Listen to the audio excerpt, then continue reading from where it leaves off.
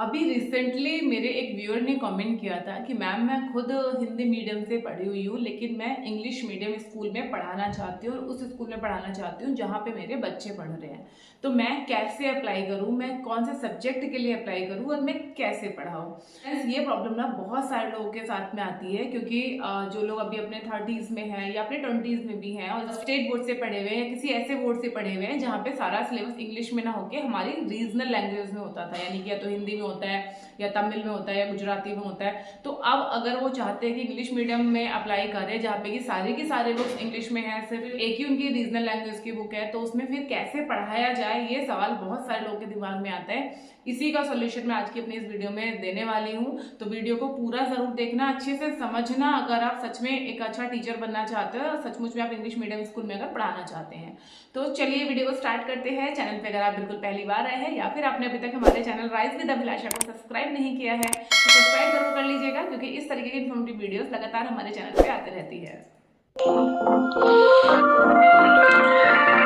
देखिए फ्रेंड्स, ये बिल्कुल सही बात है कि अगर आपने किसी भी रीजनल लैंग्वेज में अगर पढ़ाई करी है और अब आप इंग्लिश मीडियम स्कूल में पढ़ाने की सोच रहे हो, तो ऐसे में आपको थोड़ी तो प्रॉब्लम आएगी, लेकिन इसके लिए अगर आप थोड़ा सा टाइम देंगे, थोड़ी सी तैयारी करेंगे तो बड़े आराम से आप कर पाओगे। क्या करना है, सबसे पहले तो आप ये देखो कि आप जिस स्कूल में पढ़ाने जाने वाले हो वहां पे आप कौन सी क्लास को पढ़ाओगे।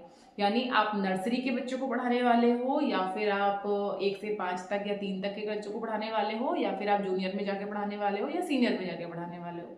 ठीक है, अगर आप बिल्कुल नए हैं और अगर आपको प्री प्राइमरी में पढ़ाना है तो ये आपके लिए थोड़ा सा आसान हो जाएगा। देखो मैं आपको स्टेप बाय स्टेप बताती हूँ। देखो अगर आप नर्सरी से पढ़ाने जाने वाले हो, प्ले स्कूल है या नर्सरी है, एलकेजी है, यूकेजी है, इन क्लासेस में अगर आप पढ़ाने वाले हो तो सबसे पहले आपको काम करना है आपके लैंग्वेज पे, आपके कम्युनिकेशन स्किल्स पे, क्योंकि इतने छोटे बच्चों को टीचर कोई बहुत ऐसे हाई फाई को सिलेबस नहीं पढ़ाते हैं, लेकिन उनके कम्युनिकेशन स्किल्स डेवलप करते हैं। यानी जैसे you hear, go there, drink your water, take your tiffin, है ना, इस तरीके से छोटे छोटे सेंटेंसेस आपको बच्चों के साथ में स्कूल में जाके बोलने पड़ेंगे। ठीक है, तो आपको क्या करना है, इन सारी चीजों पे आप काम करो और इन सबसे पहले आपको सामना करना पड़ेगा उस स्कूल के प्रिंसिपल का और सिलेक्शन कमेटी का। तो क्या करना है, आपको थोड़ा सा तैयारी करो इंटरव्यू देने की, क्या क्या क्वेश्चंस पूछे जा सकते हैं उनका जवाब आप इंग्लिश में तैयार करो। इंग्लिश भले ही एक लैंग्वेज है, लेकिन आज भी जब आप कहीं पर भी इंटरव्यू के लिए जाते हैं तो मोस्टली जगह पे आपका इंग्लिश में इंटरव्यू होता है, और इंग्लिश मीडियम स्कूल में जा रहे हो तो डेफिनेटली इंग्लिश में होगा। तो अपने इंटरव्यू की तैयारी आप घर से करके जाओ, महीना 2 महीना स्पेंड करो अपने ऊपर, और ताकि आप अच्छे से इंटरव्यू दे पाओ और अच्छे से उसको निकाल पाओ। ठीक है, बहुत मुश्किल नहीं है। अगर आपके अंदर ये विल पावर है कि मुझे इस स्कूल में पढ़ाना है, मुझे इंग्लिश मीडियम स्कूल का टीचर बनना ही बनना है, तो बड़े आराम से आप ये कर लोगे। ठीक है, रिटर्न प्रैक्टिस कर सकते हो, थोड़ा आप यूट्यूब वगैरह से सीख सकते हो, या ऑलरेडी अगर आपके बच्चे उसी स्कूल में जा रहे हैं, जैसे कि इन्होंने मुझे बोला था कि मेरे बच्चे ऑलरेडी वहाँ पे पढ़ रहे हैं, तो अगर बच्चे वहाँ पे पढ़ रहे हैं तो बच्चों के साथ आप कम्युनिकेट करो, क्योंकि बच्चों के कम्युनिकेशन स्किल्स बहुत ज़्यादा चांसेस है कि आपसे बेटर होंगे। ठीक है, तो आप उनके साथ में इंग्लिश में कम्युनिकेट करो, थोड़ा सा कॉन्फिडेंस अपने अंदर आपका आएगा जब आप डेली डेली ये प्रैक्टिस करोगे।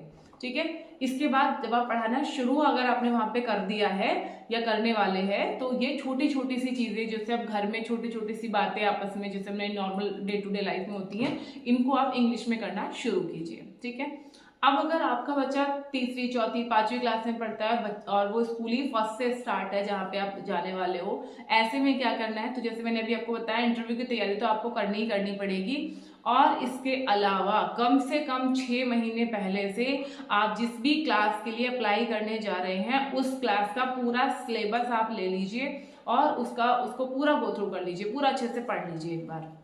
ठीक है, इससे क्या होगा, आपको पूरा सिलेबस पता होगा, आपको बहुत सारे वर्ड्स आपको नए नए याद हो जाएंगे, जो कि अपने टाइम में तो आपने हिंदी में पढ़े हैं, बट अभी आपको इंग्लिश में पढ़ाने हैं तो वो वर्ड्स आपको इंग्लिश में आने चाहिए, है ना। जैसे मैथ्स के वर्ड्स हैं या साइंस के वर्ड्स हैं या हिस्ट्री ज्योग्राफी के जो भी वर्ड्स हैं वो आपको आने चाहिए। तो उसके लिए आपको थोड़ी सी तैयारी करनी पड़ेगी। बुक्स आप ले लो, उसी पर्टिकुलर स्कूल का सिलेबस भी आप ले सकते हो, या अगर आपके पास 3-4 स्कूल आपने सोच रखे हैं कि मैं 3-4 स्कूल में इंटरव्यू दूंगी, जिसमें होगा उसमें चले जाऊंगी, तो फिर आप कॉमन आप एक सेट ले लीजिए, किसी भी स्कूल का ले लीजिए या फिर आप एनसीईआरटी का ले लीजिए और उसको आप अच्छे तरीके से पढ़ लीजिए।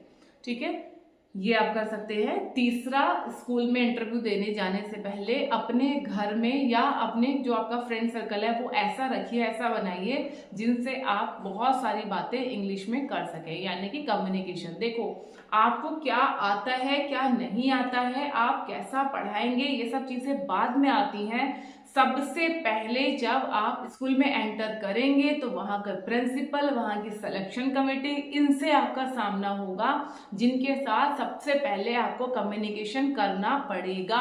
और उस कम्युनिकेशन पे ही अगर आप झिझक गए, आपके अंदर कॉन्फिडेंस नहीं है, आप छोटी छोटी बातें नहीं बोल पा रहे हैं, तो वहीं से आपका इंप्रेशन खराब हो जाएगा और आपके आगे सिलेक्शन के चांसेस तो लगभग खत्म ही हो जाएंगे। तो जो बेसिक आपका कम्युनिकेशन है वो आपको इम्प्रूव करना पड़ेगा। इसके लिए आप चाहें तो कम्युनिकेशन क्लासेस ज्वाइन कर सकते हैं, इंग्लिश स्पीकिंग कोर्स आप ज्वाइन कर सकते हैं 2-3 महीने के लिए, और फिर उसका जम के प्रैक्टिस कीजिए और उसके बाद आप जाइए। बिना तैयारी के अगर आप जाएंगे तो बहुत ही हाई चांसेस हैं कि शायद आप सेलेक्ट नहीं हो पाए, लेकिन अगर तैयारी से जाएंगे तो बहुत हाई चांसेस हैं कि आप सिलेक्ट हो जाएंगे। इसके बाद अभी मान लीजिए आपने अप्लाई कर दिया, आपकी जो मीटिंग थी वो हो गई है वहां के प्रिंसिपल ऑफ सिलेक्शन कमेटी के साथ में, अब बारी आ रही है कि आपको डेमो सेशन देना है। तो डेमो सेशन की तैयारी हम कैसे करेंगे? आप कोई भी एक टॉपिक अच्छे तरीके से पढ़ो और उसमें से जितने सवाल निकाल सकते हो, यानी कि कोई आपसे क्या पूछ सकता है इस क्वेश्चन में, जैसे कि आपने कोई भी टॉपिक पढ़ा, कब, क्या, कैसे, कहाँ, सारे अपने आप निकालो और सबके जवाब ढूंढो। क्योंकि जवाब वहाँ पे पढ़ाने के लिए बैठोगे ना तो बच्चों को बहुत सारे क्वेश्चंस दिए जाते हैं, कई बार बच्चे खुद से आपसे पूछ लेते हैं, अरे मैडम ये कैसे हुआ, ये यहाँ क्यों आया, ये ऐसा क्यों है, ये ऐसा क्यों नहीं हुआ है, कुछ भी आपसे पूछा जा सकता है ना। तो ऐसे में आपको सब जवाब कब पता होंगे? जब आप अपने आप से सारी चीज़ों के सवाल करोगे, या फिर आप चाहो तो ट्यूशन भी पढ़ाना स्टार्ट कर सकते हो घर में। आप 6 महीने ट्यूशन पढ़ाओ, जम के इंग्लिश बोलो, जम के बच्चों के साथ में प्रैक्टिस करो, बच्चों से बोलो कि पूछो इसमें आपको क्या क्या डाउट है, वहां से आपके टॉपिक काफी हद तक पॉलिश हो जाएंगे, काफी हद तक आपको क्लियर हो जाएंगे। ठीक है, इस तरीके से थोड़ी सी मेहनत के साथ में तैयारी कीजिए, बड़े आराम से आप जिस स्कूल में चाहे उस स्कूल में आप अप्लाई करके वहां पे आप टीचर पॉइंट हो सकते हैं। आई होप ये चीज़ें आपको ज़रूर हेल्प करेंगी। आप में से कितने लोग टीचिंग के लिए अप्लाई करने वाले हैं कमेंट करके ज़रूर बताना। सभी को मेरी तरफ से हार्दिक शुभकामनाएं, एडवांस में, क्योंकि मुझे पता है इतना सारा मेहनत करने के बाद आप 100% सिलेक्ट हो ही जाएंगे। इस टॉपिक से जुड़ा हुआ आपका कोई भी सवाल है कमेंट सेक्शन में आप पूछ सकते हैं। चलिए मिलते हैं नेक्स्ट किसी वीडियो में, तब तक के लिए नमस्ते।